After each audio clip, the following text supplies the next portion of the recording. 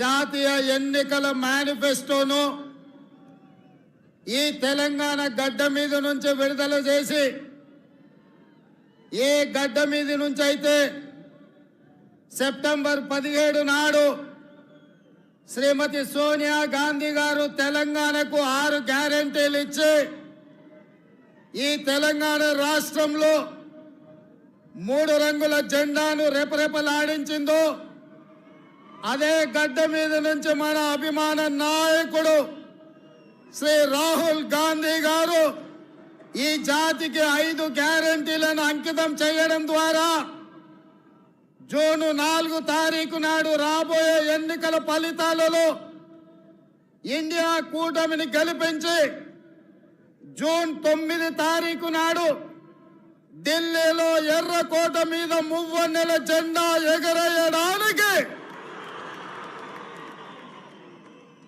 ఈ రోజు వారు ఇక్కడికి రావడం జరిగింది. మిత్రులారా, ఉత్తర తెలంగాణ నుంచి గోదావరి నది, దక్షిణ తెలంగాణ నుంచి కృష్ణా నది పోటెత్తి తుక్కుగూడలో సునామీని సృష్టిస్తే ఎట్లా ఉంటుందో వందలు వేలు లక్షలలో కాంగ్రెస్ పార్టీ కార్యకర్తలు రాజీవ్ గాంధీ ప్రాంగణం తుక్కుగూడలో కదము తొక్కితే ఆనాడు బీఆర్ఎస్ ను తుక్కుగా ఎట్లా తొక్కిండ్రు మళ్ళీ ఈ రోజు అదే ఉత్సాహంతో, అదే ఊపుతో, అదే పట్టుదలతో ఈ తుక్కుగూడ నుంచి భారతీయ జనతా పార్టీని తొక్కడానికి కదం తొక్కినందుకు మీకందరికి మనస్ఫూర్తిగా హృదయపూర్వకంగా నమస్కారాలు తెలియజేస్తున్న మిత్రులారా,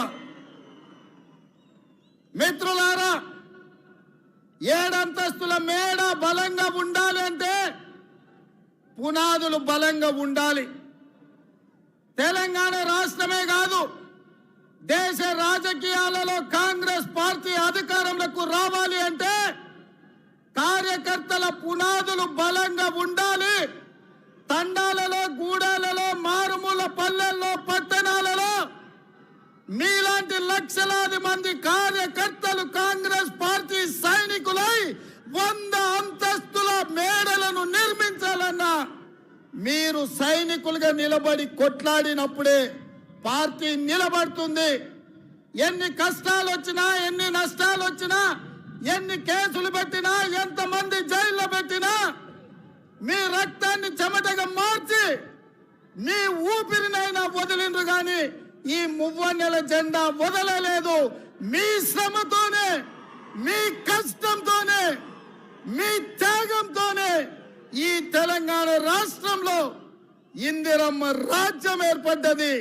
ఇందిరమ్మ రాజ్యంలో సోనియమ్మ ఇచ్చిన సంక్షేమాలు 6 గ్యారెంటీలను ఇవాళ మనం అమలు చేస్తున్నాం. సోదరులారా, ఇవాళ మిత్రులారా, ఈ తెలంగాణ స్ఫూర్తితో, ఈ వైబ్రెంట్ తెలంగాణ నినాదంతో జాతీయ స్థాయిలో నరేంద్ర మోడీ గారు ఏదైతే గుజరాత్ మోడల్ అంటుండో గుజరాత్ మోడల్ మీద వైబ్రెంట్ తెలంగాణ ఆధిపత్యాన్ని చూపిస్తుంది, అభివృద్ధి పదం వైపు ఈ దేశాన్ని నడిపిస్తుందని ఈ సందర్భంగా సవినయంగా తెలియజేస్తున్న మిత్రులారా, ఇవాళ ఆలోచన చేయండి.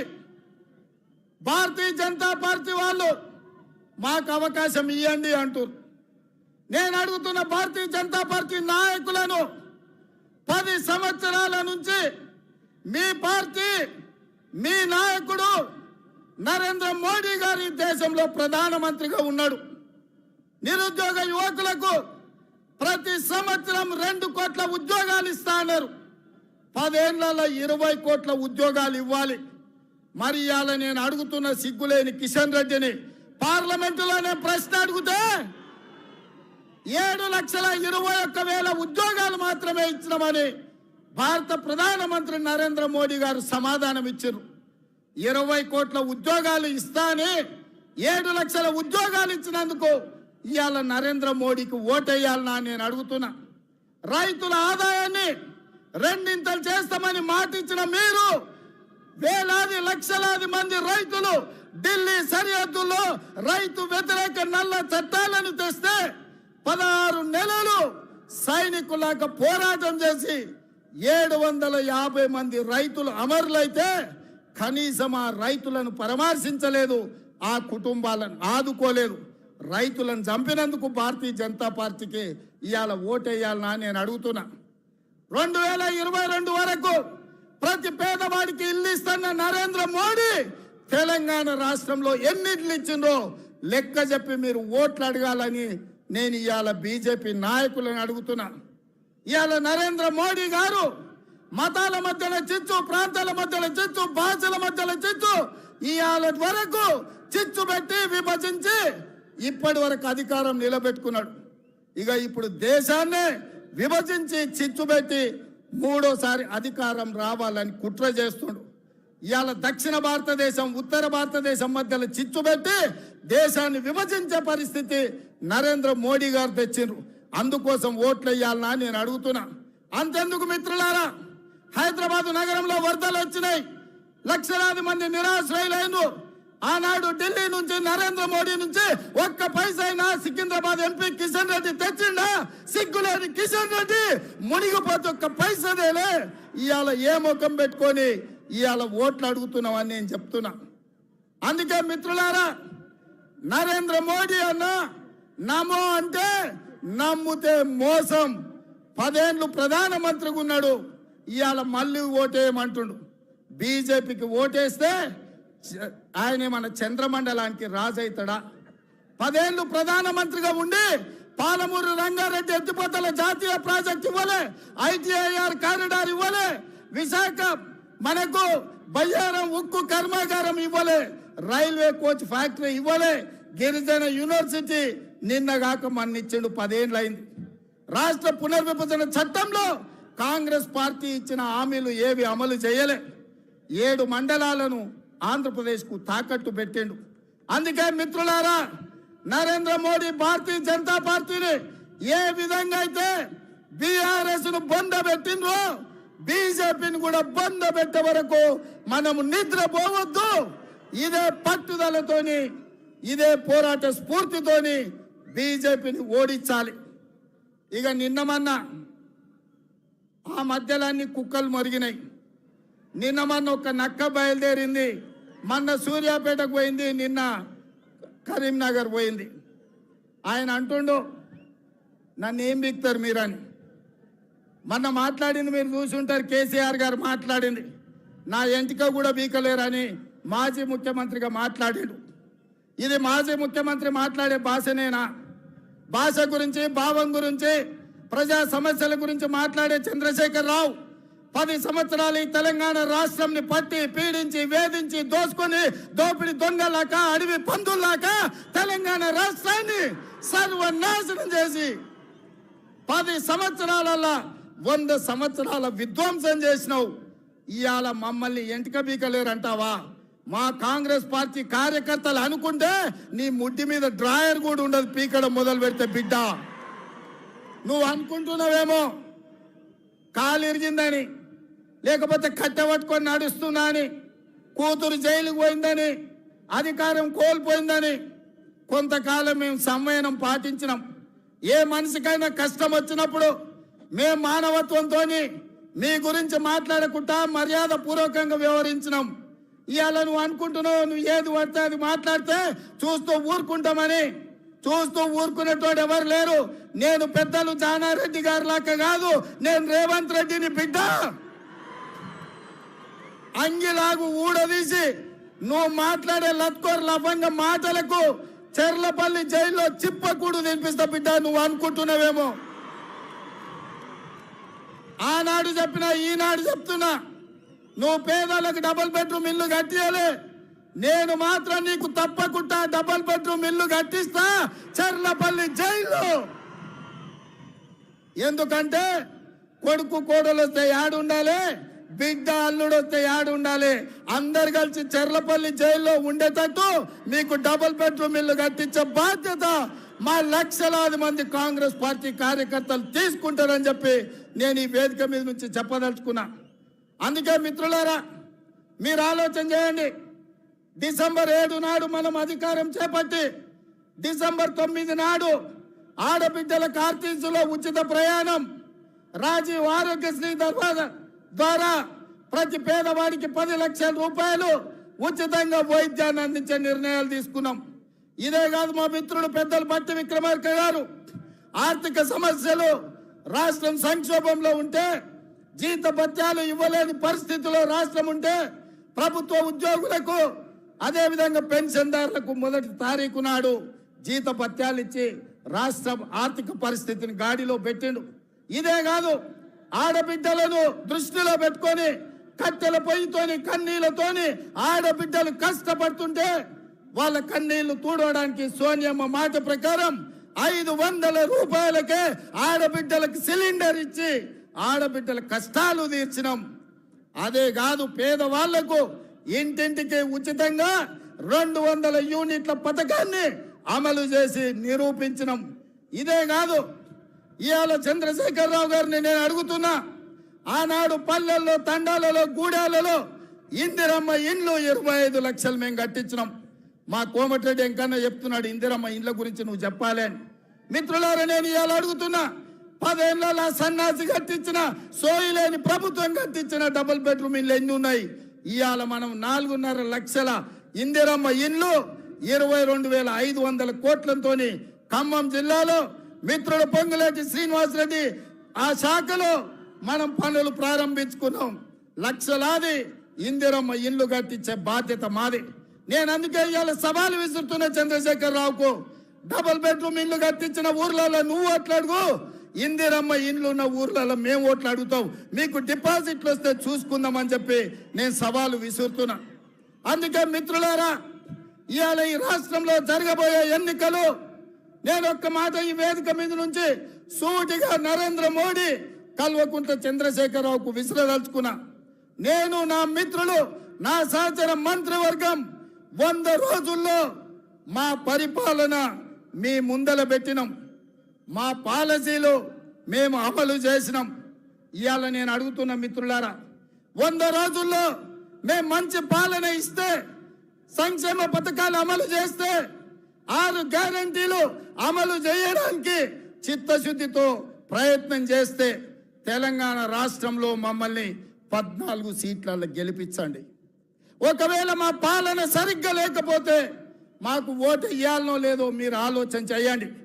మేము ఈరోజు నిజాయితీగా కడుపు కట్టుకొని కష్టపడి రోజుకు 18 గంటలు నిరంతరం కష్టపడి ఇవాళ 6 గ్యారెంటీలను అమలు చేసి ఇవాళ మీ ముందుకు వచ్చినాం.